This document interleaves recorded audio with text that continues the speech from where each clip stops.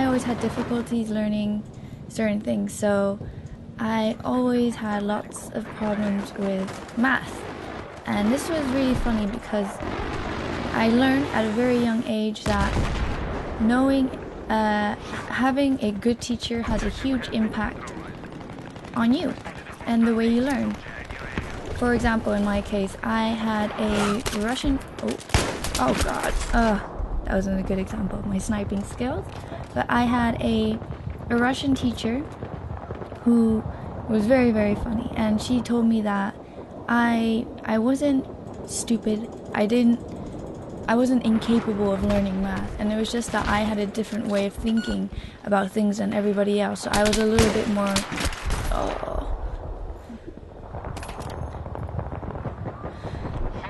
I was a little bit more, I guess, creative. I was outside of the box with regards to the way I looked at solving formulas and solutions. So when she, and it was funny as well because my friend, one of my best friends also was really bad at math, and with the help of this Russian teacher, she and I kind of grew this competitive edge, and we wanted to outsmart each other in the classroom, which I actually thought was a healthy combination of competition. She just told me, you just think differently. I'm gonna have to teach you in a different way, but this doesn't make you stupid. This just makes you different, and different isn't a bad thing. She was right. So I took the IB system, which is basically a system that was born in Geneva, and it was taken up by international schools across the globe. So I have to have 6 subjects, and it's a bunch of BS. But I was reloading. It basically goes to show that when you learn things, just because you don't understand it doesn't mean that you're stupid. It just means that you might think differently, or that you might have a different way of thinking, and you might be the next person who, I don't know, invents something. I'm flying without actually flying. Did I see that? But yeah, as I was saying, and she took me and my friend apart and kind of told us how to solve the formula in a different way.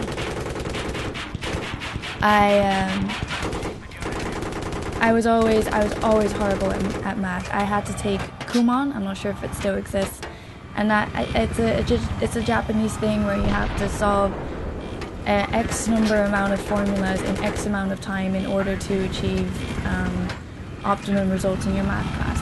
That's how bad I was, and this is partly because I was taken out of English classes. No, I was taken out of my math classes to learn English, and then I was taken out of my math classes again to learn French and all of these horrible different things. But I just think that when you are... Oh, God, that was embarrassing.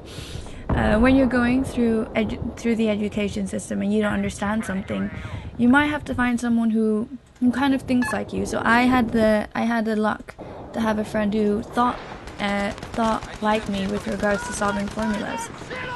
I also think this is the same thing when you're in a business. So if, for example, a system has worked in a certain way for a very long amount of time and is known as the old school system, and you kind of devise a new method, or... Oh god, someone's on my right. A new method of approaching something. A new way of approaching something. You could be on the verge of a completely new way of thinking. For example, Facebook would be one of those examples, or even YouTube and MySpace. All of these new internet websites really had to reimagine what it would be like on a completely new level.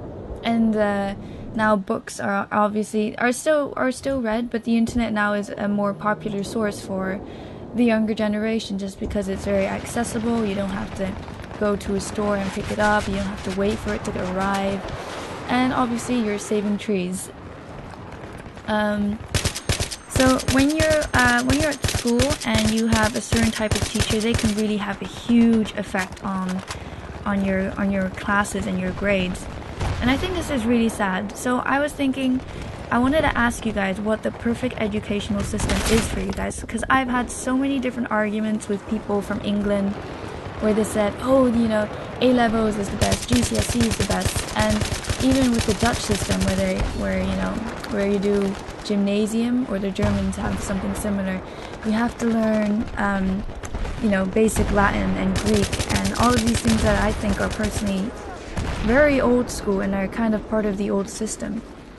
And I was listening to a video online today actually about a guy who I really admire, a futurist called Jack Fresco, and he was talking about how old language is, and that language really is a barrier to the way we communicate with each other. Because when we have a conversation, we express what we think is our opinion, but when we do tell somebody what we think, they completely observe it in a way that suits them. So their experiences, the way they feel at that moment, or their past experiences with family rather than mine. So if I, for example, am saying, oh, I think my brother or sister behaves this way because of this and that, and then they would interpret it in their own way, which is the complete opposite of what my goal is of having the conversation with them in the first place, because I'm telling them about my life and my story rather than theirs. Obviously, it's good if they think about it within their own terms, and we can have a good conversation about it. But again, I think that there's tons of people here. That learning and language are two of the same things. So I think that one of the best ways forward that has come within this generation is the internet, because people can now take online courses and say they've got kids, they've got work, and they need the money, especially with this economic crisis. Lots of people are having lots of I guess part-time jobs, and then they part-time study, which I think is a really great thing, because now education doesn't mean you have to wake up at a certain time, go to school, deal with teachers that probably aren't very good, and do everything in your own time. I think online courses are very good as well, just because it creates what I think is visuals. When you're in a classroom, you usually have a teacher talking to you. They're kind of preaching to you of what you should do and what you shouldn't do. And I think this is a little sad, just because I think the best way of doing it is learning from the best, actually getting hands-on experience, and having language that isn't a barrier. So if you're doing mathematics or chemistry, you know what's wrong, what's right, and it's an immediate formula. I think language has to change in order to suit this need of education. And it would be great if, for the future, students will be able to do courses hands-on, but at the same time do online courses and learn in their own kind of way, in their own kind of manner and style.